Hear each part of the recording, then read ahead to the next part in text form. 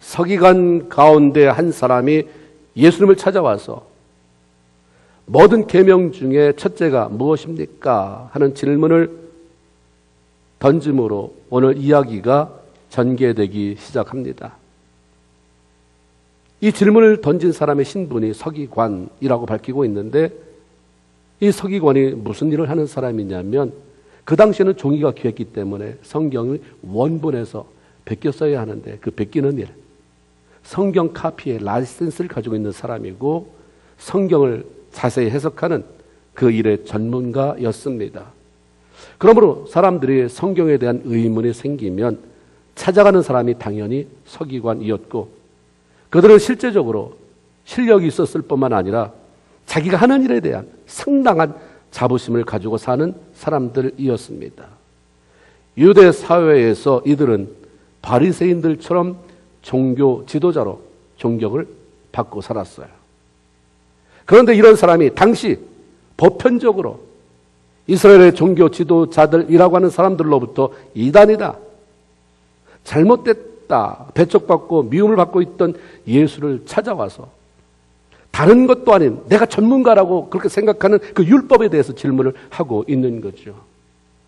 28절에 보니까 예수께서 잘 대답하신 줄 알고 나와 묻되, 이 성경 구절을 미루어서 볼 때 이 사람은 단지 예수가 율법을 얼마나 알고 있나 한번 실험해보자 테스트하기 위해서 온 게 아니라 정말 내가 생각하고 또 생각해도 답이 안 나오는 그 질문을 들고 거기에 대한 답을 찾고자 예수님을 찾아 나온 것이 분명하죠.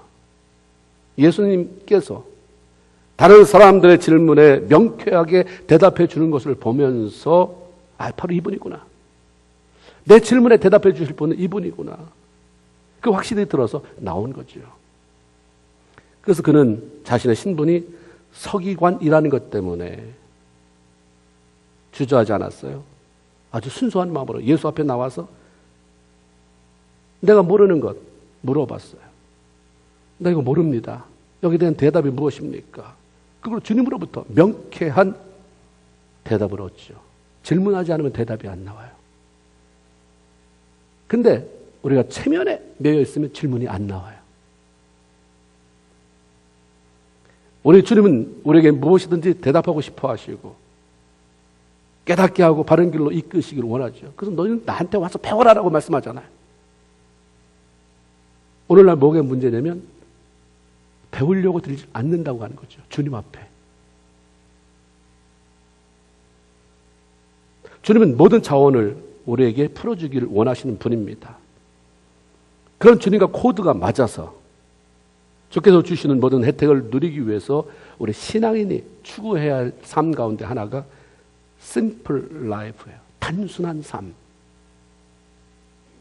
생각이 복잡해지면 하나님의 음성을 제대로 들을 수 없을 뿐만 아니라 하나님이 뭘 들려주셔도 자꾸 자기 생각의 옷을 입혀버려서 하나님이 의도하신 것과 아주 다르게 만들어버립니다.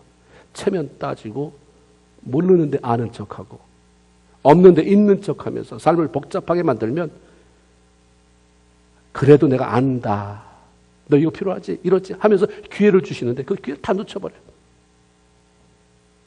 모르면 묻고 명령하면 아멘으로 순종하고 채워주시면 감사합니다 고백하고, 쉽게 해결되지 않는 문제가 있으면 기도하면서 기다리는 단순한 삶이 우리로 신앙이 업그레이드 되게 만들고 많은 것을 누리게 만듭니다. 누가 신앙이 안전하냐? 복잡하는 거예요. 체면체래. 아무것도 모르고 비어있는데 그냥 체면이 오래가 버리면 아무것도 아닌 자기 자신을 보면서 자괴감에 빠질 뿐입니다. 예수님을 찾아온 이 서기관이 던진 질문은 모든 계명 중에서 무엇이 제일 큰 것입니까? 이런 질문이었어요. 왜 이런 질문을 했을까? 계명이 많다는 거죠. 일단 모든이라고 했으니까. 자기가 지켜야 할 계명은 많은데 지키기에는 능력 부족인 것을 깨닫고, 그렇다고 한다면 우선적으로 내가 우선순위를 두고 지켜야 될 가장 중요한 게 뭔가 알고 싶었을 거예요. 유대민족에게는 여러분이 잘 아는 것처럼 십계명이 있었습니다. 모세를 통해서 받은 십계명이 있었지만 당시 유대인들, 그들은 토라라고 하는 모세 오경, 창세기, 출애굽기, 레위기, 민수기, 신명기, 제가 생각나지 않아서 이렇게 하고 있는 거 아니잖아요. 창세기, 출애굽기, 레위기, 민수기, 신명기, 이거 굉장히 소중하게 여기고 여기서 명령하신 것, 하나님이 명령하신 것만 다 뽑아냈어요. 그래서 그들이 그것을 613개 조항으로 만들었습니다.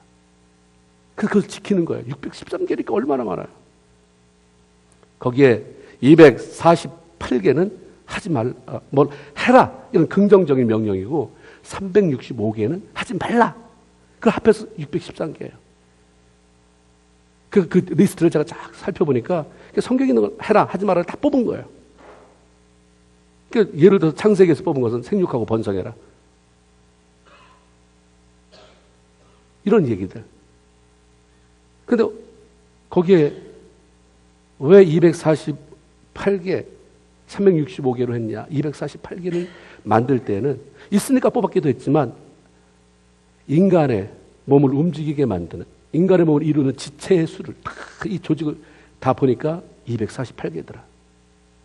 그리고 365는 1년에 365일 매일 우리의 온 지체를 다 동원해서 하나님의 말씀을 순종해라. 그래서 이 사람들은 이거에 목숨을 걸었거든요. 그 너무 많아요. 도대체 이 많은 것 중에서 어떤 것이 가장 중요한지 순서로 따진다면 가장 우선순위에 놓고 지켜야 될 게 무엇인지 알고 싶지 않을 수가 없는 거죠. 잘 지키려고 하는 사람에게 있어서는. 이 서기관의 질문에 대한 예수님의 대답은 하나님 사랑해라, 이웃 사랑해라, 이거였어요. 아주 단순했죠. 로마서 10장 13장 10절에 보면 사도 바울이 이렇게 말합니다. 사랑은 이웃에게 악을 행하지 아니하야 하나니 그러므로 사랑은 율법의 완성이다. 모든 율법의 저변에 깔린 것은 사랑이다. 거기 다 가지를 친 거지. 그걸 다 종합해 보면 하나, 사랑해라. 안식일을 거룩하게 지켜라. 우상 섬기지 말아라. 뭐 하라는 얘기예요? 하나님만 사랑해라. 도적질하지 말아라. 간음하지 말아라. 거짓말하지 말아라. 뭐 하라는 거예요? 이웃에게 피해 주지 말아라. 다시 말하면 이웃을 사랑해라. 그렇죠? 이웃을 사랑하는 건데 조목조목 알려줬을 뿐인 거죠. 아무리 율법을 잘 지켜도 사랑 빠지면 그건 아무런 의미가 없는 것이 되어버리고, 사랑이 빠진 율법은 사람을 정죄하고 죽이는 도구가 돼요. 거짓말하지 않는 사람이에요. 그래서 사랑을 가지고 다른 사람을 보면서 참 하나님 신실하게 살아가야 되는데 왜 사람들이 이렇게 거짓말이, 예수 믿는 사람에게 거짓말을 시키는지 모르겠습니다. 하나님. 그래서 자기가 기도해야 되는데 너 집사가, 너 권사가, 너 장로가, 너 목자가 그렇게 거짓말 시키면 돼. 갖다 들이대고. 사랑이 빠지면 그 율법이 다 총이 되고 칼이 되고 쑤셔 파는 도구가 되는 거란 말인 거예요.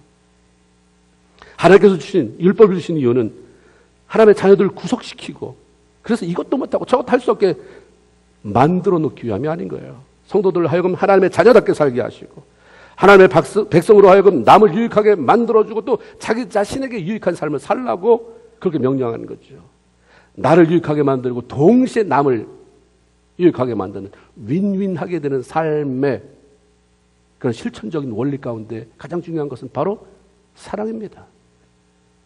예수님은 무엇 때문에 첫째 되는 계명이냐는 질문에 먼저 하나님을 사랑하라 라고 말씀하셨을까? 우리가 29절 20절에 보면 첫째는 이것이니 이스라엘에 들으라. 주 곧 우리 하나님은 유일한 주시라. 내 마음을 다하고 목숨을 다하고 뜻을 다하고 힘을 다하여 주 너희 하나님을 사랑하라 하신 것이요.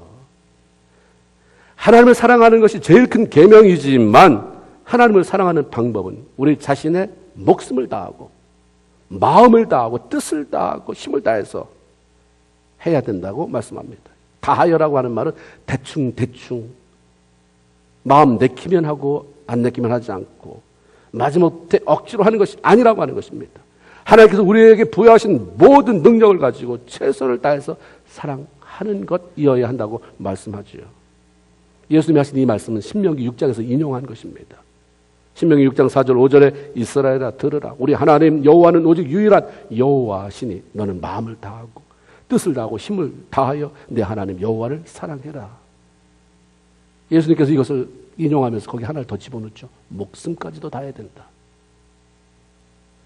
유대인들은 이 구절을 토라 중에 한 부분이긴 하지만 쉐마라고 불렀어요. 그 쉐마라는 말이 들으라 이 말이에요. 모든 하나님의 말씀이 우리가 귀를 기울여 들어야 할 하나님의 음성입니다. 그런데 하나님을 사랑하라라고 하는 그 항목을 말씀할 때는 그에 앞서서 이스라엘에 들으라라고 하는 주의를 집중시키는 말을 먼저 선포합니다. 왜 그러냐면 하나님을 사랑하는 것이야말로 무엇보다도 중요하고 모든 성도들이 반드시 듣고 행해야 할 하나님의 음성이라고 하는 사실을 각성케 하기 위한 거죠.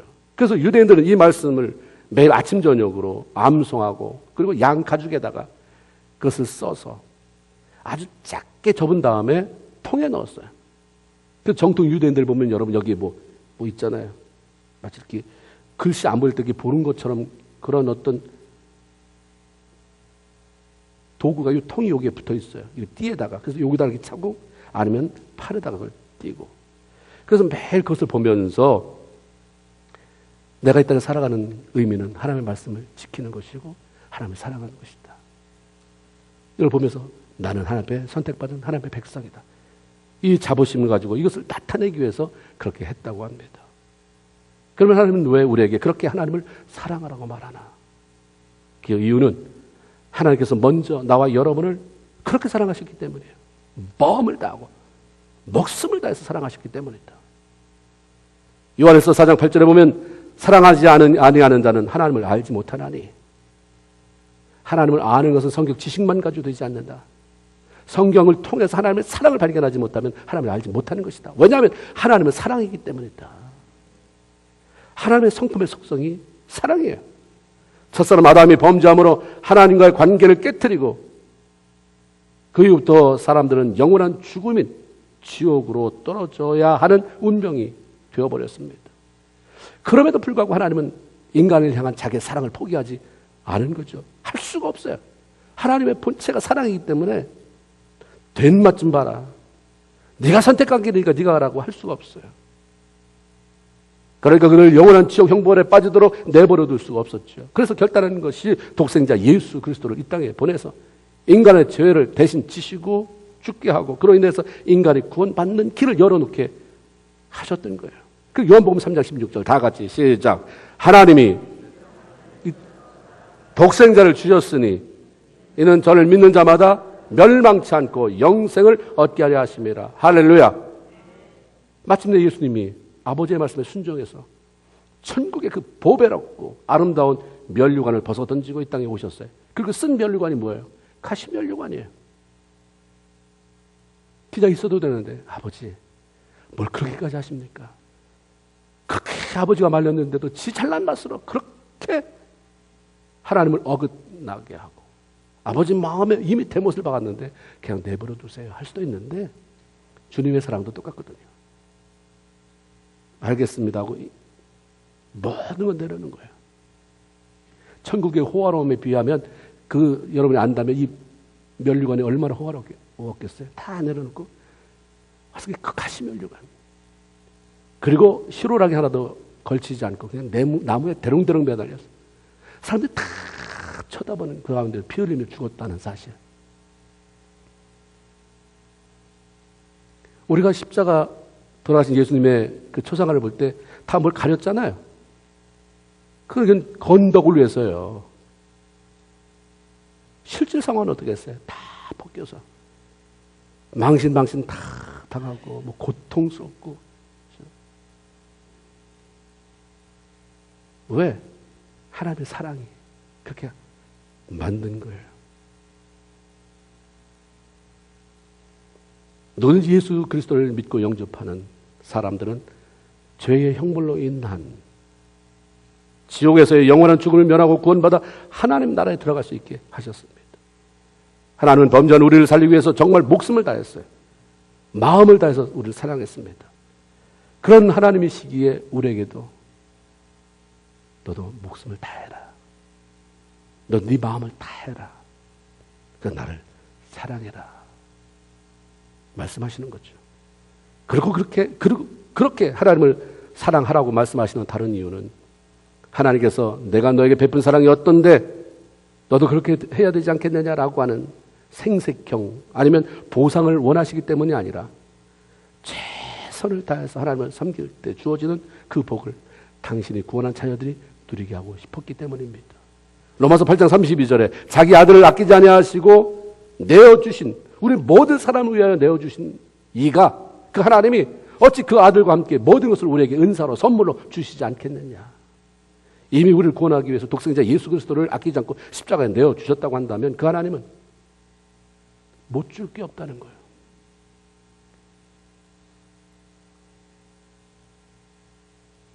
예수 그리스도께서 십자가에서 고통스러워할 때 아버지 마음이 편했겠어요? 다 감수하고 그래서 우리 저와 여러분을 구원했다고 한다면 구원받은 성도들이 마음을 다하고 목숨을 다해서 그 하나님 사랑한다고 고백하면서 따르고 섬기는데 못 줄 게 뭐 있어요? 네가 아는구나. 네가 내 마음을 아는구나.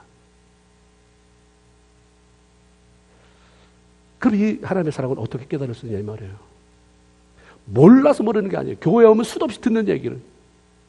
십자가, 사랑, 뭐 아멘, 할렐루야 못 들어본 사람이 어디 있어요? 평생 교회 오면서 성경 한 장 안 들춰봐도 이런 단어는 다 알고 있어요. 근데 어떻게 사랑이 안 되는가? 어떻게 하나님의 사랑이 안 깨달아지는가? 하나님의 사랑이 깨달아지는 것은 은혜 받을 때 가능한 일입니다. 은혜 받기 전에는 천국과 지옥이 있는지 관심도 없습니다. 내가 무슨 그렇게 큰 죄를 지었길래 자꾸 교회 가면 죄인 너무 부담이 되고 어떤 때는 신경질이 나고 어떤 목사님이 예수 십자가 늘 집회 때마다 모임 때마다 전했더니 직접 들은 거예요. LA에 있는 목사님한테. 어떤 사람이 발떡이 일어나더니 쌍욕을 하면서 이 교회는 예수 십자가밖에 모른다고 그래서 나가더래. 재밌어 보려고 왔는데 교회에. 좀 놀라고 사람들에게 뭐 어떤 이민사회에서 도움을 좀 받으러 왔는데 맨날 십자가. 아마 이게 그 사람이 분통이 터진 모양이에요. 은혜를 받지 않으면 이래요. 내가 원한 것도 아닌데 하나님이 자발적으로 예수를 이 땅에 보내서 십자가에 죽게 하고 나서는 그것이 자꾸 나의 죽음이라고 말해요. 네 죄 때문에 죽었다고 말하고 내가 네 죄 때문에 예수를 보냈다고 말하고 나를 향한 하나님의 사랑이라고 말하는 것도 별로 감동이 와지지 않아요. 들었는데 내 얘기는 아니에요. 그런데 어느 순간 하나님의 은혜가 나 안에 부어질 때 제일 먼저 깨달아지는 게 뭐냐면 내가 죄인이다. 어떻게 내가 이렇게 살았을까? 어떻게 내가 이렇게도 창피하게 이런 모습으로 내가 교회에서 막 소리치고 그렇게 주장하고 어떻게 내가 그럴 수가 있었을까? 내가 하나님의 사랑을 몰랐구나. 내가 은혜라고 말만 했지 은혜를 경험하지 못했구나를 알게 되는 거죠. 하나님을 모르고 그 하나님을 제대로 섬기지 못하며 내 마음대로 살아간 것이 얼마나 큰 죄인지 지옥 형벌이 얼마나 끔찍한 것인지가 깨달아지기 시작합니다. 죄로 인해 구제받을 수 없고 죄의 형벌로 영원한 지옥에 떨어져도 아무런 말 변명할 수 없는 죄인인 내가 예수 그리스도의 십자가의 죽음으로 말미암아서 죄사함을 받고 하나님의 백성이 되어서 천국을 소망하며 살아갈 수 있겠다는 사실이 깨달아지기 시작합니다. 그때는 너무 늦어요. 그렇죠? 미리 알아야지. 부자와 거지 나사로에서 지옥에 떨어진 부자가 얼마나 고통스러웠으면 단 한순간만이라도 살아서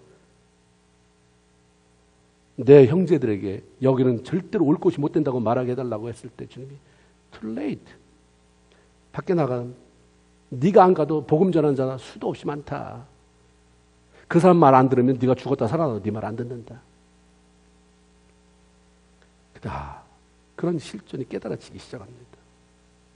내가 하나님을 알기 오래전부터 나를 사랑해 오셨고 나를 기다려 주셨고 내가 하나님을 우습게 여기고 내 마음대로 살아갈 때에도 나의 등 뒤에서 여전히 슬퍼하며 도우셨다고 하는 사실이 깨달아지면서 나를 향한 그분의 사랑이 전율로 감격으로 온몸에 부어지게 되는 거죠.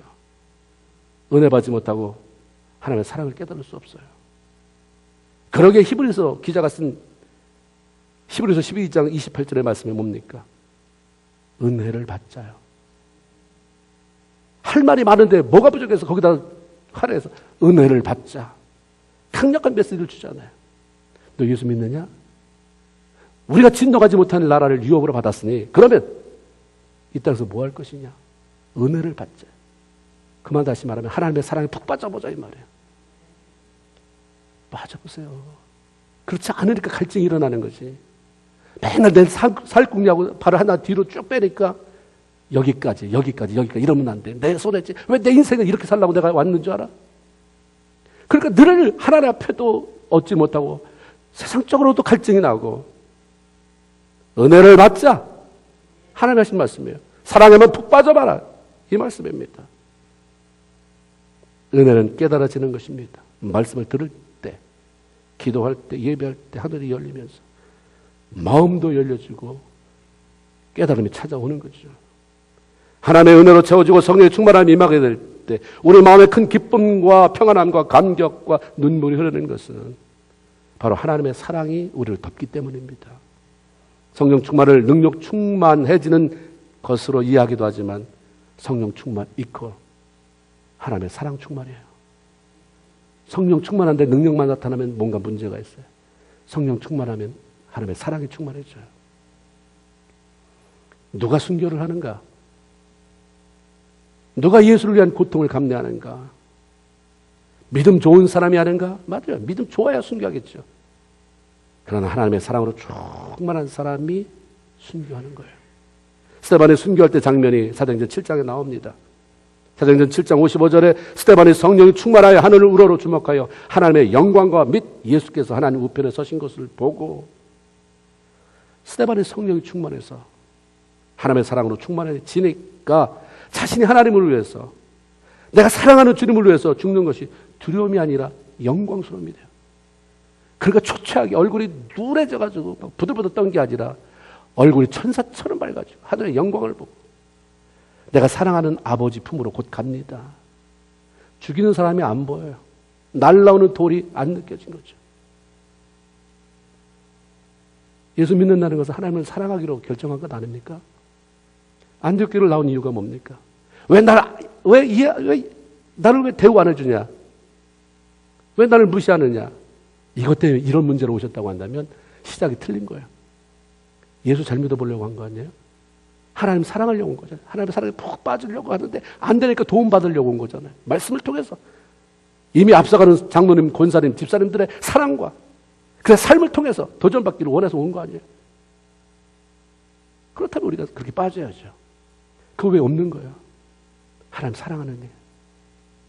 하나님을 사랑하는데 온 사람의 마음이 모아진다면 교회에 무슨 다툼이 있냐? 무슨 불쾌함이 있냐? 뭐가 있겠어요? 다시 점검하세요. 단추를 다시 끼우세요.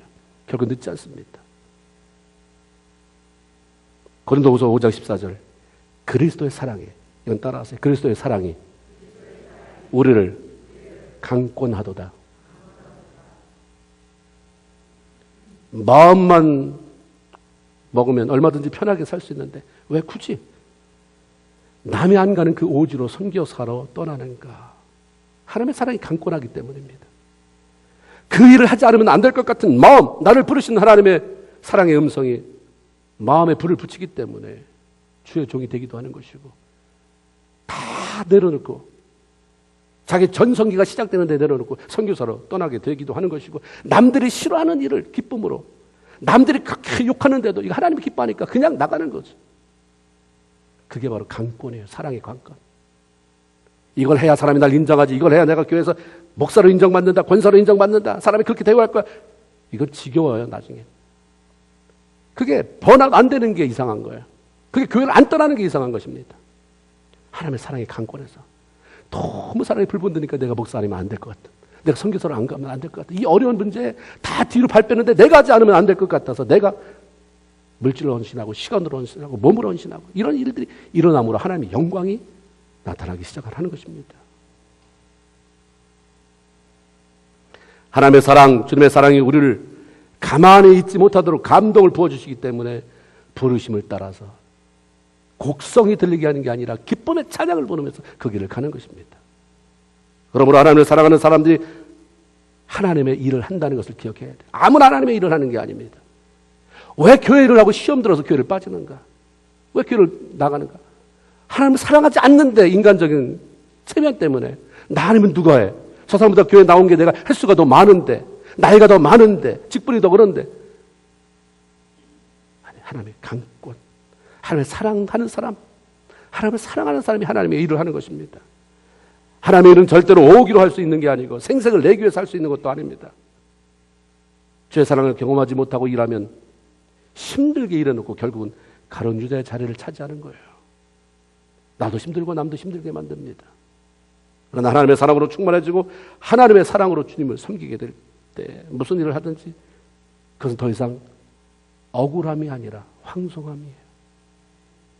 아직 뭘 억울합니까? 왜 이런 남편? 왜 이런 아내? 왜 이런 일? 뭐가 빠진 겁니까? 하나님의 사랑의 수위가 아직 차오르지 않아서 그래요. 억울함이 아니라 이런 부족한 사람을 내가 섬길 수 있어서, 이런 문제가 많이 보이는 교회를 내가 섬길 수 있어서, 이런 사람을 남편으로 내가 돕는 배필로 역할을 할 수 있어서, 이런 아내를 내가 배우자로 그렇게 함께 동역해 갈 수 있어서 하나님 감사가 나오는 거죠. 우리가 신앙으로 평생 추구해야 할 것은 하나님 한 분만 죽도록 사랑입니다. 첫 번째는 계명이 하나님을 사랑하는 것이라고 알려주신 예수님은 두 번째로 내 이웃을 내 몸과 같이 사랑해라 라는 말씀을 들려주십니다. 왜 하나님을 사랑하는 사람이 이웃을 사랑해야 하는가? 나는 내 성격상 사람하고는 잘 관계 못하지만 하나님은 뜨겁게 사랑하고 내가 얼마나 혼자 기도 많이 하는지 하나님은 아실 거야. 주님의 대답은 뭡니까? 난 모르는데 너 착각이다. 보이지 않는 하나님에 대한 사랑을 보이게 표현하는 것이 바로 이웃 사랑입니다. 요한에서 4장 20절 21절에 누구든지 하나님을 사랑한다 이렇게 말하면서 그 형제를 미워하면 그런 거짓말하는 사람인데 왜 그러는지 내가 설명할까? 야, 보이는 네 형제도 사랑하지 못하는데 보이지 않는 하나님을 어떻게 사랑하냐? 이건 말이 안 된다. 하나님을 사랑하는 것? 그걸 어떻게 사랑했는데? 한번 얘기해봐. 하나님을 사랑하는 어떻게 사랑했는데? 하나님의 축복이 어떻게 옵니까? 하늘에서 도깨비방망이처럼 그래서 뭐가 보따리가 떨어집니까? 사람을 통해서요. 사람을 통해서 하나님이 주시는 거예요. 비즈니스 하면 내가 비즈니스 차려놨으니까 하나님이 지붕을 뚫고 돈보따리 금괴를 떨어뜨리는 게 아니라 사람을 보내서 그 사람을 통해서 이윤을 추구하게 만드는 것처럼 하나님을 사랑하는 것이 사람을 통해 표현되기를 원하시는 것입니다. 사람 관계는 다 엉망진창으로 만들면서 늘 나는 하나님을 사랑해. 사람들을 몰라서 그래. 몰라서 그럴 수도 있겠죠. 그러면 이해시켜야죠.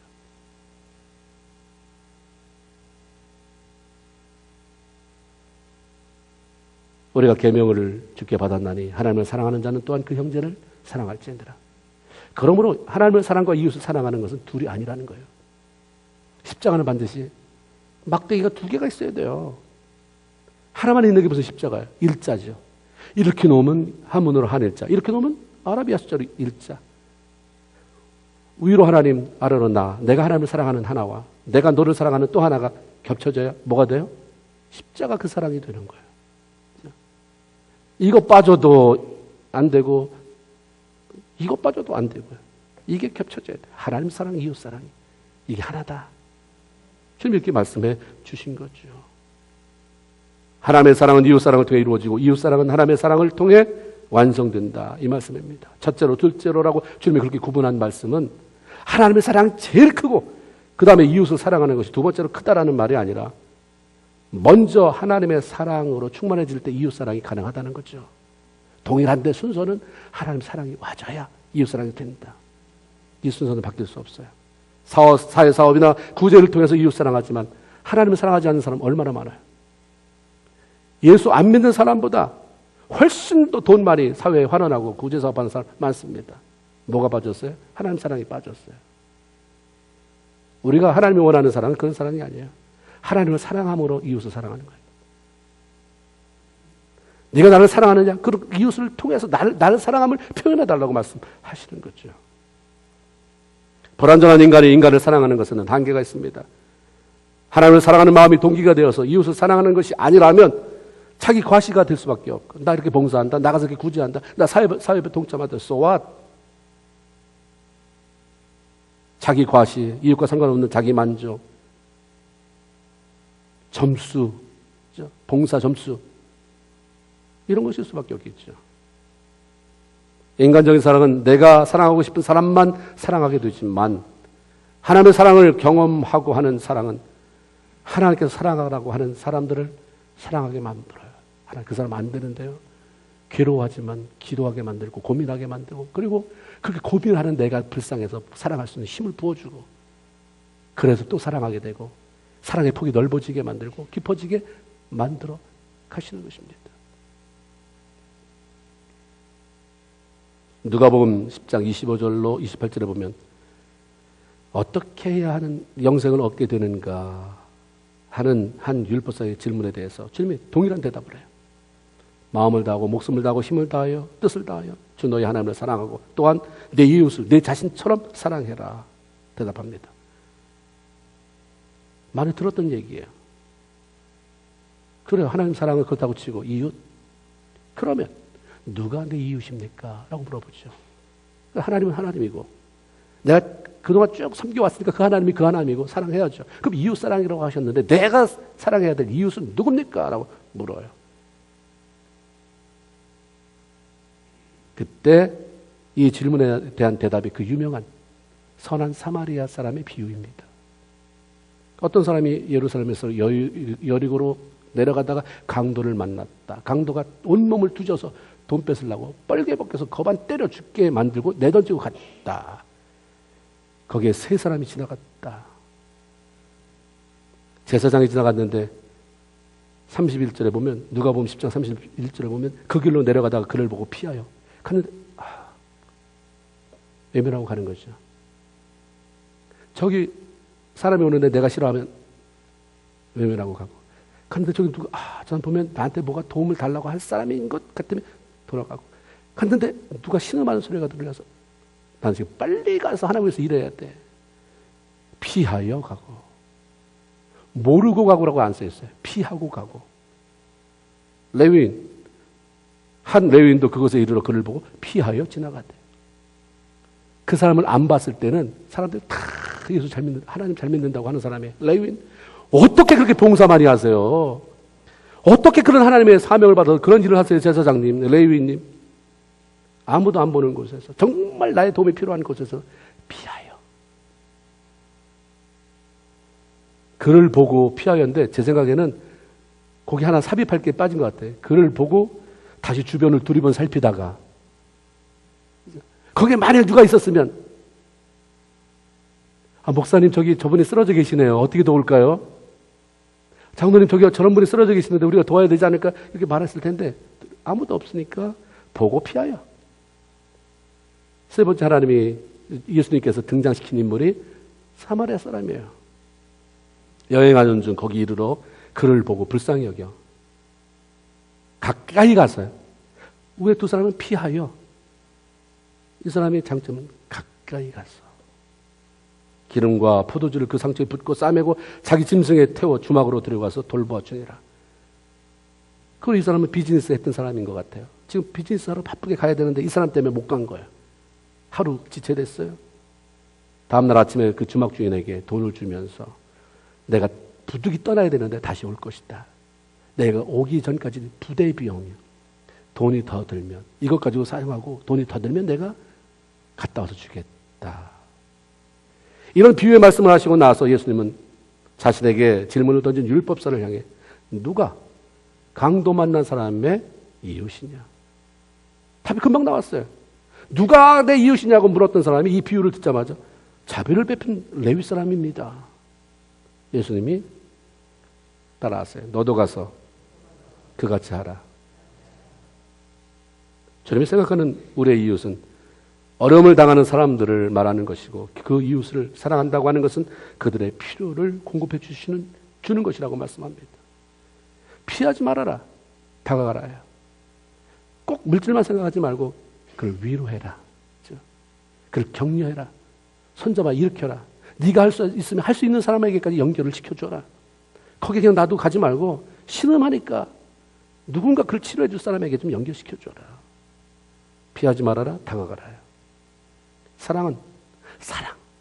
어떻게 설명할 거예요? 추상명사. 그러나 성경이 말하는 사랑은 추상명사가 아니라 동사예요. 행동하는 것이라는 의미죠. 행동이 없는 사랑은 의미가 없어요. 사랑은 움직이는 동적인 것이지 가만히 앉아서 생각만 하고 말만 하는 정적인 것, 감정적인 것이 아닙니다. 이웃사랑은 베푼과 섬김으로 표현이 되어야 된다. 이런 말씀입니다. 신명기 15장 11절에 땅에는 언제든지 가난한 자가 그치지 아니하겠는고로 거지가 없어지는 사회, 홈레스 피플이 없어지는 복지를 만들. 성경에 보니까 그런 복지의 산을 이스라엘 백성을 향해서 땅에는 언제든지 가난한 자가 그치지 않는다. 고로 내가 내게 명하여 이르노니 너는 반드시 내 경내에 있는 내 형제의 곤란한 자와 궁핍한 자에게 네 손을 펴라 말씀합니다. 어떤 이유로 그 사람이 궁핍한 삶을 사는지 게을르든지 뭐 어떤 이유가 있겠지만 그러나 하나님 보실 때는 있는 자가 나눠주기 위한 대상으로라도 하나님은 그런 사람을 도와요. 야고보서 2장 15절 16절 만일 형제 자매가 헐벗고 일용할 양식이 없는데 너희들 중에 누구든지 그에게 이르되 말로만 아유 좀 평안해야 될 텐데 좀 따뜻하게 살아야 될 텐데 좀 배불리 먹으며 살아야 될 텐데 하며 그 몸에 쓸 것을 주지 아니하면 무슨 유익이 있겠느냐. 이웃사랑은 절대로 말이 아니고 행동이다. 이런 말씀이에요. 행동하지 않는 사랑은 사랑이라 할 수 없다. 대부분의 사람들이 누군가를 섬기고 베풀 때 그 대상이 누굽니까? 여러분 누군가를 베풀어요. 누군가를 섬깁니다. 교회에서 이런 사람이 어려우니까 같이 합시다 하는 그런 공동이 같이 하는 건 빼고 내가 개인이 할 때 그 대상이 누구냐 이 말이에요. 누군가를 대접하고 누군가 환대를 베풀고 섬길 때 난 누구한테 그런 일을 하나 살펴보세요. 대체로 내가 좋아하는 사람이거나 아니면 그 사람과 좋은 관계를 만들고 그 좋은 관계를 계속 유지하고 싶은 사람에게 주로 하지 않아요. 근데 이렇게 하면 저 사람이 언젠가 나의 힘이 되어줄 거야 하는 사람일 수도 있습니다. 하나님과 좋은 관계를 계속 유지해 가고 싶어 하는 사람들이 마땅히 해야 할 일 가운데 하나는 힘들고 어려운 이웃을 향해서 사랑의 손을 펴고 생색을 내지 않는 것이다. 하나님과 계속해서 관계를 유지하고 싶고 하나님이 나를 좋아하게 만들고 그러면 하나님 말씀하잖아요. 힘든 사람 내가 도와줘도 절대 보상이 돌아오지 못할 사람 쉽지 않은 일이잖아요. 그런 사람을 향해서 네 마음을 열어라. 네 주머니를 열어라. 네 손을 펴라. 이 말씀인 거죠. 마태복음 25장 35절 36절에 보면 예수님께서 심판이 이루어질 때 주님의 사랑으로 이웃에게 사랑의 손길을 내밀었던 사람들을 향해서 이런 말씀하세요. 야, 잘했다. 내가 너희들을 왜 이쪽에 내가 인정하는 쪽에 세워놓은 줄 아느냐? 너 세상에 살 때 잘 생각해봐라. 내가 줄일 때에 너 먹을 것을 주었고 목마를 때에 마시게 했고 내가 나그네 됐을 때 나를 영접해 줬고 내가 헐벗었을 때 너 옷 갖다 줬지 않았느냐? 병들었을 때 나를 돌보아 줬고 옥에 갇혔을 때 찾아와 준 자가 너였다. 이런 말씀이에요. 이 얘기를 듣는 사람이 깜짝 놀라서 주님 언제 우리가 주님에게 그런 일을 했습니까? 난 주님을 이 땅에 사는 동안 얼굴을 본 적도 없어요. 기도하면서 응답 못 받아서 끙끙대긴 했지 내가 주님 얼굴을 언제 봤습니까? 놀라서 묻는 이들에 대한 예수님의 대답이 뭐예요? 마태복음 25장 40절 내가 진실로 너에게 이르노니 여기 내 형제 중에 지극히 작은 자 하나에게 한 것이 곧 누구에게? 나에게 한 것이다.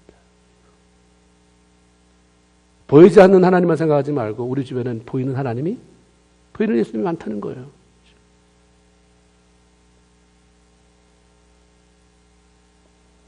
하나님의 사랑으로 나의 도움을 필요로 하는 사람에게 손을 펼 때 그것이 곧 주께 한 것으로 인정이 된다. 이 말씀이죠. 우리가 진정 거듭난 하나님의 자녀라고 한다면 이제 하나님의 사랑, 이웃 사랑이라고 하는 재료로 우리의 삶을 리모델링 해야 될 시간이 다가왔어요. 다 썩어집니다. 내 마음대로 사는 그 다 썩어진 낡은 재료 다 이제 부숴버리고 다시 사랑이라고 하는 그 멋진, 힘들지만 그 존귀한 그 재료로 우리 내면을 다시 새롭게 만들어야 할 필요가 있다고 하는 거죠. 이왕의 신앙생활 하는 것, 은혜를 받고 하나님의 사랑을 경험할 수 있도록 갈망하고 은혜를 받을 수 있기를 바랍니다. 하나님의 사랑을 깨닫고 그 사랑으로 하나님을 사랑하고 또 이웃을 사랑하고, 그래서 저도 그렇고 여러분도 그렇고, 주님 받는 것보다 주는 게 이렇게 좋은지 몰랐네요.